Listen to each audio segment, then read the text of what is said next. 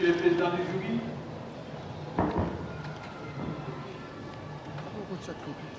Monsieur le Président du jury, Messieurs les membres du jury, notre présence devant cette auguste composition, c'est une occasion de présenter au jury que vous constituez les résultats de toutes ces années de recherche sur le constitutionnalisme et la révision constitutionnelle. L'intérêt porté sur ce sujet se justifie au plan théorique par la nécessité de lever l'équivoque sur la consécration et l'effectivité du constitutionnalisme dans l'histoire constitutionnelle congolaise. La présente étude a également vocation à participer au débat sur la question de la révision constitutionnelle qui ne cesse de diviser la doctrine congolaise. Loin d'être un tabou, la révision constitutionnelle contribue à adapter le texte constitutionnel aux besoins de la population en vue d'asseoir l'état des droits. Comme l'écrivait Ambroise Kamoukouni dans la contribution à l'étude de la fraude à la Constitution. Sur le plan pratique, la présente dissertation doctorale constitue à la fois une mise en garde et une sonnette d'alarme à l'égard des pratiques peu rationnelles de la révision constitutionnelle en République démocratique du Congo. L'étude de CV est un aiguillon pouvant inciter les gouvernants à œuvrer en faveur de l'effectivité du constitutionnalisme. Avant d'entrer dans le vif du sujet, il nous paraît mieux indiqué d'apporter d'éclairage sur les deux concepts clés, à savoir le constitutionnalisme et la révision constitutionnelle. Dans son ouvrage intitulé « La Constitution congolaise » du 18 février 2006, à l'épreuve du constitutionnalisme, témoigne du caractère fondamental et des enjeux qu'il procure dans l'avènement de la démocratie et la protection de la Constitution. L'auteur précise cependant que le constitutionnalisme est une notion qui touche à la Constitution, renvoie à la démocratie, se préoccupe de la séparation des pouvoirs, prône l'indépendance du juge, se réfère aux droits et libertés fondamentaux et consacre enfin l'état de droit. Pour Okoto Kendo, le fait remarquer que le fait pour un pays d'avoir une constitution ne veut pas dire qu'il y a constitutionnalisme dans son ouvrage intitulé « Constitutionnalisme sans constitution en Afrique ». S'agissant de la révision constitutionnelle, le professeur Jean-Louis Sambou note dans son ouvrage portant sur le droit constitutionnel, élaboré par le pouvoir constituant originaire, la Constitution n'est toutefois pas faite pour l'éternité. Elle doit s'adapter à l'évolution sans cesse changeante de la société. La révision de la Constitution vise donc à conformer les textes constitutionnels à l'évolution du temps. Il n'y a pas de constitution, selon le professeur Jean-Louis Sambo, il n'y a pas de constitution pour l'éternité. Il n'y a pas de constitution toute constitution est révisable, toute constitution est changeable, toute constitution est amendable. Il n'y a pas de constitution pour l'éternité. Cette révision doit avoir pour finalité d'adapter les statuts de l'État et de stabiliser les institutions publiques en les préservant des modifications répétées et intempestives, d'où l'organisation d'une procédure particulière de la révision constitutionnelle. Selon Muhammadu Mustafa Haïdara, la révision constitutionnelle est communément définie comme l'acte qui consiste à procéder à une modification d'une constitution selon le régime que cette constitution a elle-même prévu. On admet généralement que l'objet poursuivi à travers la révision d'une constitution est de l'améliorer sans en aller jusqu'à en changer. Monsieur le Président du jury, Messieurs les membres du jury, comme le souligne Boubacar Kanté, depuis les années 90, la plupart des pays africains connaissent une poussée démocratique avec des effets indésirables mais inévitables, qui les plonge dans une instabilité chronique dont la nature évolue régulièrement dans la durée.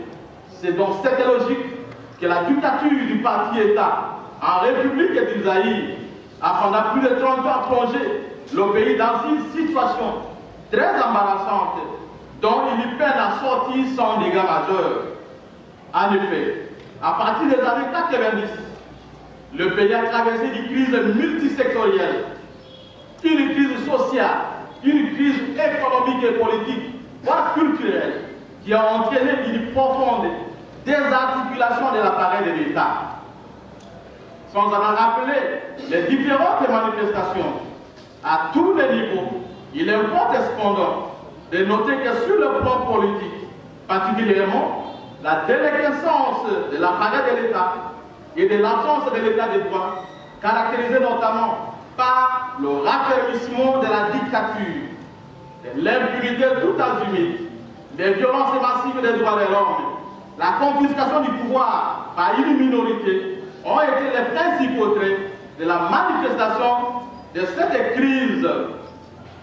Une introspection sur l'histoire constitutionnelle de la République démocratique du Congo nous a permis de certifier que l'État congolais a connu des crises politico-institutionnelles qui n'ont pas permis au constitutionnalisme de germer, qui n'ont pas permis au constitutionnalisme d'émerger, qui n'a pas permis au constitutionnalisme de s'affirmer. Cette instabilité constitutionnelle a notamment élu domicile sous la Deuxième République, au cours de laquelle la Constitution du 24 et 1967 aura subi plus de 15 révisions. Cependant, avec la perestroïka soviétique et la légalisation du multipartisme partout en Afrique, les dynamiques du dedans et du dehors ont conduit le président Mobutu à une prise de conscience de la situation générale du pays, ce qui l'amena à prononcer les 24 avril 90 un discours devenu historique dans lequel il prenait congé du mouvement populaire de la Révolution. À travers cette adresse à la nation, il annonçait plusieurs décisions, notamment l'introduction du multipartisme à droit et le pluralisme syndical, l'instauration d'une période de transition allant jusqu'au 30 avril 91. Cela fut le résultat immédiat de la conférence nationale des souverains qui aura été un moment pathétique de l'histoire politique de notre pays dans l'optique de la refondation de l'État en République démocratique du Congo. C'est à juste titre que les travaux de ces grandes messes républicaines ont débouché sur une nouvelle conception de l'État. De l'État autoritaire, on est passé du moins en théorie à un État de droit et démocratique. Ne voulons pas se mettre en phase avec le schéma de la conférence nationale des souverains. Le président Mobutu, par son attitude négative et plongé dans l'ivresse du pouvoir, avait occasionné la prolongation de la transition, ce qui fut l'une des raisons de son renversement par la rébellion de l'AFDL le 17 mai 1997. Le pouvoir quitta Mobutu, car lui-même ayant refusé de quitter le pouvoir au bon moment. C'est ici que je viens de dire, lors d'une conférence au Burkina Faso, comme l'a toujours dit mon maître, le professeur André Bata, qu'il faut savoir quitter le pouvoir avant que le pouvoir ne vous quitte. En conséquence, comme celui de Mobutu, le régime de Laurent Désiré Kabila a à son tour fait face à une double opposition politique et armée, ce qui plongea la République démocratique du Congo dans un cycle infernal de guerre. Après l'assassinat du président Laurent Désiré Kabila, le 17 janvier 2001, la communauté internationale, résolument déterminée à soutenir son fils, Joseph Kabila, qui avait succédé à son père, accentue la pression sur les belligérants qui finiront par signer à San City l'accord global et inclusif sur la transition en République démocratique du Congo, adopté en décembre 2002, cet accord va ouvrir la voie à la Constitution du 4 avril 2003, dite la transition, qui servit de base par l'exercice du pouvoir politique entre 2003 et 2006. Le Parlement issu de cette Constitution avait reçu mandat de mettre en place une Constitution définitive devant présider aux décideurs de l'État congolais. C'est à ce titre que le Sénat avait entrepris des travaux de rédaction de l'avant-projet des constitutions en septembre 2004. Celui-ci fut adopté par l'Assemblée nationale le 15 juin 2005 et soumis au référendum populaire les 18 et les 19 décembre 2005. Ce projet de constitution fut voté à 83% et sa promulgation par le président de la République intervient le 18 février 2006. Le peuple congolais avait ainsi levé l'option de bâtir au cœur de l'Afrique un état de droit, une nation puissante et prospère, fondée sur une véritable démocratie populaire, économique, sociale et culturelle. Cette orientation politique voulait intégrer le système de gouvernement fondé sur l'injustice et l'impunité et contrer toute tentative de dérive dictatoriale. En parallèle, le nouvel ordre constitutionnel visait l'érection et la consolidation de l'état de droit et du régime constitutionnel en République démocratique du Congo, avec pour finalité d'assurer la promotion et la protection des droits et libertés fondamentaux, ainsi que l'alternance démocratique.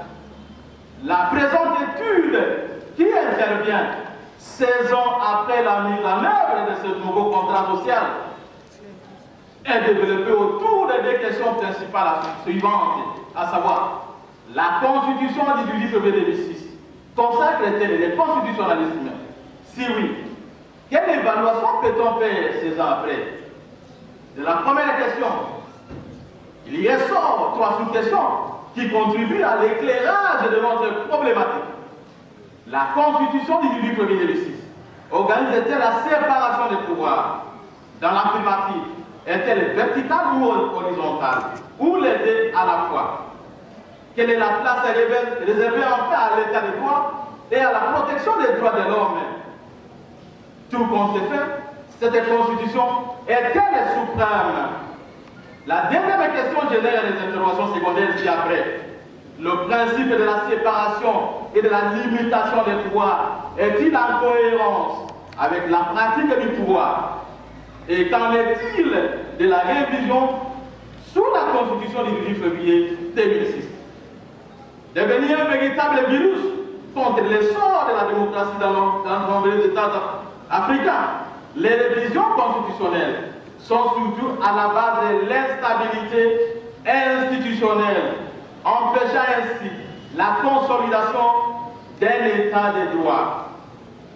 Au lieu de servir de repère à la stabilité constitutionnelle, en vue de consolider l'état de droit, la révision constitutionnelle est devenue le meilleur canal de présidentialisation et même de l'autoritarisation du pouvoir.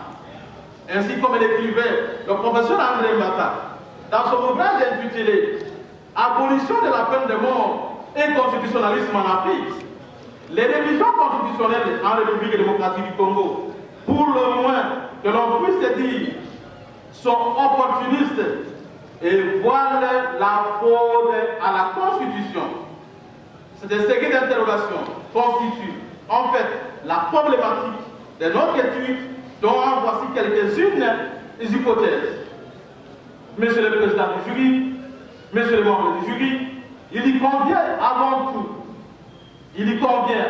d'affirmer que la Constitution du 18 février 2006 respecte bel et bien les principes du constitutionnalisme, au nombre desquels la séparation des pouvoirs, la promotion et la protection des droits humains, l'état de droit et la suprématie de la Constitution.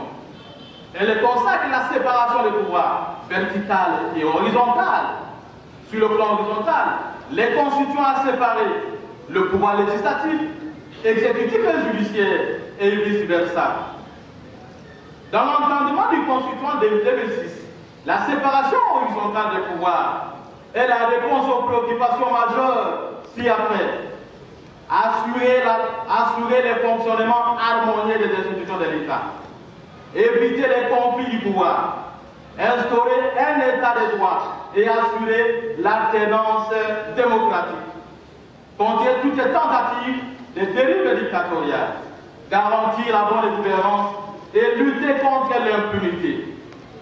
S'agissant de la séparation sous l'angle vertical, il a été créé des centres d'impulsion et le développement à la base en structurant l'État congolais en 25 provinces, plus la ville de Kinshasa, conformément aux dispositions de l'article 2 de la Constitution du 18 février 2006. Ces entités sont dotées de la personnalité juridique et doivent exercer des compétences de proximité prévues aux articles 201, 203 et 204 de la Constitution du 18 février 2006. Il est vrai que théoriquement, la Constitution congolaise du 18 février 2006 consacre à bien des égards le constitutionnalisme avec ses corollaires que sont l'état de droit, la limitation et la séparation des pouvoirs, ainsi que la protection des droits et libertés fondamentaux. Cependant, au plan pratique, le constat est que ces principes ne sont pas respectés. S'agissant entre autres de la séparation par verticale ou horizontale des pouvoirs, la tendance à la concentration des pouvoirs entre les mains du président de la République a longtemps éclipsé sur les biens essentiels du constitutionnalisme. En ce qui concerne les droits de l'homme et les libertés fondamentales, ils ne sont pas souvent respectés et parfois les violations s'est faites avec la complicité des animateurs des institutions publiques. L'évocation de l'état des droits est devenue une rhétorique pour la consolidation des masses et flatter les partenaires extérieurs. À l'heure actuelle, avec le régime de Félix Tshisekedi, il y a des avancées sur le respect des droits de l'homme et les libertés. Cependant, nous reconnaissons que la passation pacifique du pouvoir intervenue le 24 janvier 2019 entre le président de la République sortant, Joseph Kabila, et celui entrant, Félix Tshisekedi Tshilombo, a ouvert tant soit une nouvelle ère politique fondée sur l'effectivité de l'état des droits et libertés fondamentaux. Cet événement, à la fois nu et historique, a permis à la Constitution du 18 février 2006 d'atteindre l'un de ses objectifs primordiaux, à savoir assurer l'alternance démocratique au sommet de l'État. Notre Constitution a une histoire. De manière brève, proposée par le Sénat en 2005, adoptée par l'Assemblée nationale en même année, et elle a été soumise au référendum organisé à ce sujet le 18 et le 19 décembre 2005. Le peuple congolais a approuvé cette constitution qui a été promulguée le 18 février 2006. Elle a connu une révision en 2011, comme innovation notamment la suppression du deuxième tour de l'élection présidentielle et le retour dans les assemblées des députés après l'exercice des fonctions incompatibles.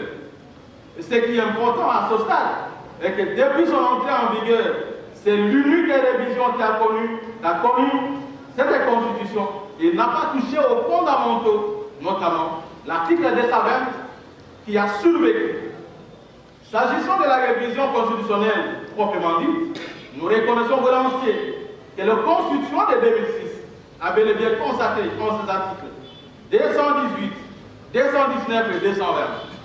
Cependant, la seule modification intervenue par la loi numéro 11-002 du 20 janvier 2011 fut un frein à l'éclosion du constitutionnalisme et un obstacle à l'émergence de l'état de droit en République démocratique du Congo. Pour s'en convaincre, la révision de 2011 avait donné le pouvoir au chef de l'État de dissoudre les assemblées provinciales en violation de l'autonomie politique reconnue aux provinces par la Constitution dans le cadre du régionalisme constitutionnel instauré par le texte de 2006. Et donc, par état, il est difficile de voir transparaître, ne serait-ce que le germe de la séparation des pouvoirs au sens vertical. Cette révision constitutionnelle a également porté atteinte à l'indépendance du pouvoir judiciaire en soustrayant les parquets du pouvoir judiciaire pour les placer désormais sous l'autorité du ministère ayant la justice dans ses attributions qu'il lui-même procède du pouvoir exécutif. C'est ainsi qu'Ambroise Kamoukoni, de ses mémoires, dans son ouvrage intitulé Droit constitutionnel congolais, une facette de la révision constitutionnelle en Afrique en général et en République démocratique du Congo en particulier, lorsqu'il précise que les réformes constitutionnelles sont généralement du camp de la fraude à la Constitution. Dans ce sens, le pouvoir constituant dérivé qui est utilisé souvent pour réaliser les objectifs autres que ceux pour lesquels ce pouvoir a été institué.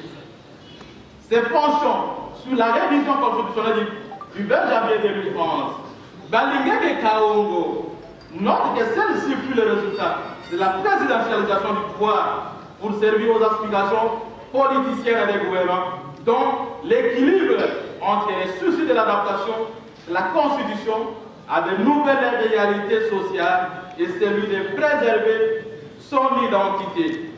La Constitution du 18 février 2006 a également prévu des dispositions qui protègent les droits de l'homme.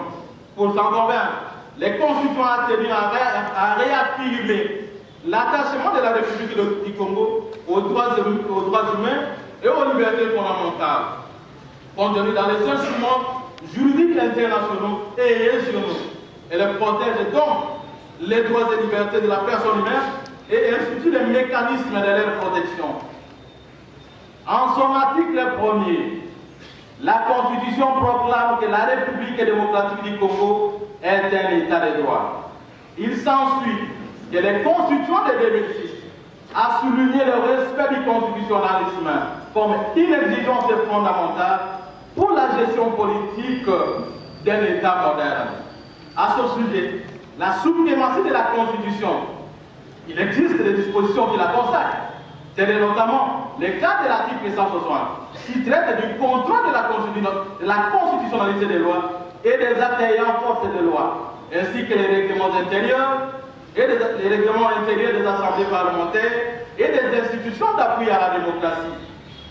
Le deuxième alinéa de l'article 168 est plus explicite s'agissant de la suprématie constitutionnelle. En effet, la Constitution dispose que tout acte déclaré non conforme à la Constitution est nul de plein droit. Aussi, le fait d'instituer une cour constitutionnelle dédiée essentiellement à la protection de la Constitution prouve à suffisance que cette dernière est la norme fondamentale de l'État et à laquelle toutes les autres règles juridiques doivent se conformer sous peine de nullité. À l'effet de mettre fin à la spirale des révisions constitutionnelles ayant pour finalité le renforcement des pouvoirs du chef de l'État et la présidentialisation des différents régimes politiques congolais. Les suggestions suivantes ont été formulées dans le cadre de cette étude. Toute révision constitutionnelle devra désormais se conformer au principe du constitutionnalisme. La révision doit s'opérer conformément à la procédure constitutionnelle prévue à cet effet. Toute révision constitutionnelle ne peut intervenir qu'après la succession des 4 mandats présidentiels. Et les lois constitutionnelles devront être soumises à un strict contrôle de constitutionnalité, ce qui du reste constitue le moyen le plus efficace pour contrecarrer les éventuels abus pouvant survenir à la suite d'une opération de révision constitutionnelle. Enfin, la volonté politique des gouvernants, couplée avec la vigilance citoyenne des gouvernés, serviront de tremplin pour l'effectivité et la vitalité du constitutionnalisme en République démocratique du Congo. Monsieur le Président du jury, Monsieur les membres du jury, comme le disait Fukuyama, la fin de l'histoire, nous ne sommes pas les premiers à parler de la révision constitutionnelle. Il y a eu tant parmi mes maîtres qui sont présents devant moi, qui ont parlé de la révision constitutionnelle, et notamment du constitutionnalisme. Je disais que Fukuyama disait, la fin de l'histoire. Monsieur le Président du jury, Monsieur le membre du jury, voilà de façon condensée l'économie générale de notre thèse de doctorat que nous soumettons à votre appréciation. Nous avons.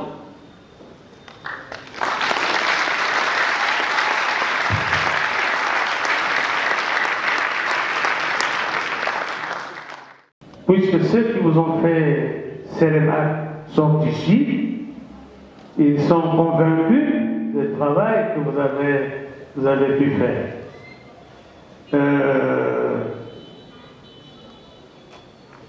De 300 à 300 et les pages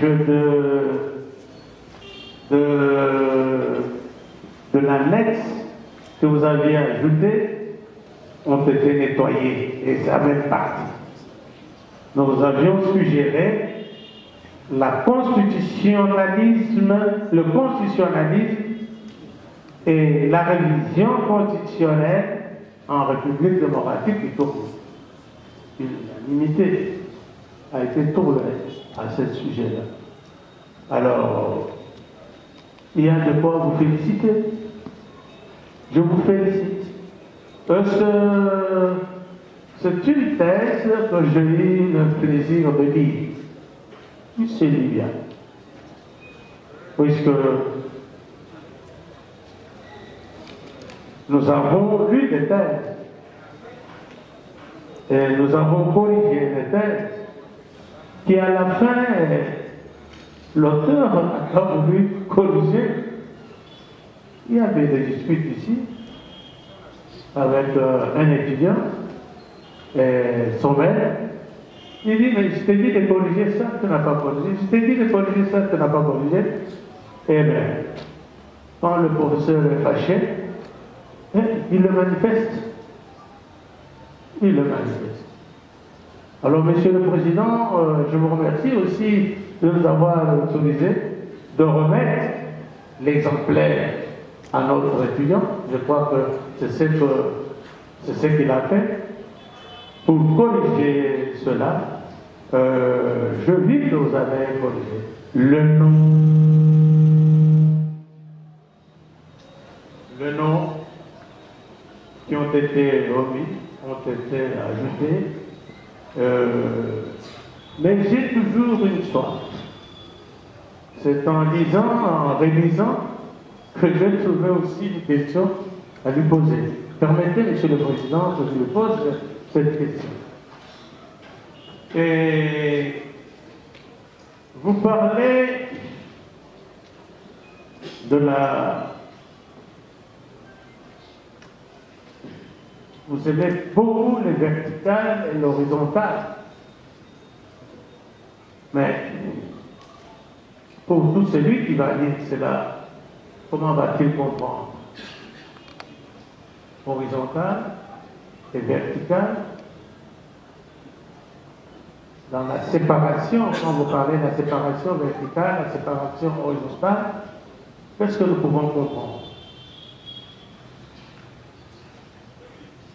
Et puis, quelque part, vous lui consacrez beaucoup de pages, la révision de 2011, je pense. En quoi elle est une faute?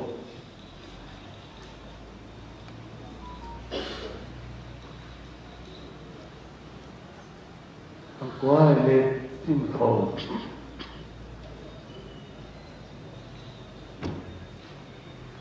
Monsieur le Président, je vous ai dit que je n'aurais pas beaucoup à dire. Voilà ce que j'avais préparé à dire au moins. Merci beaucoup, chers collègues, pour vos questions.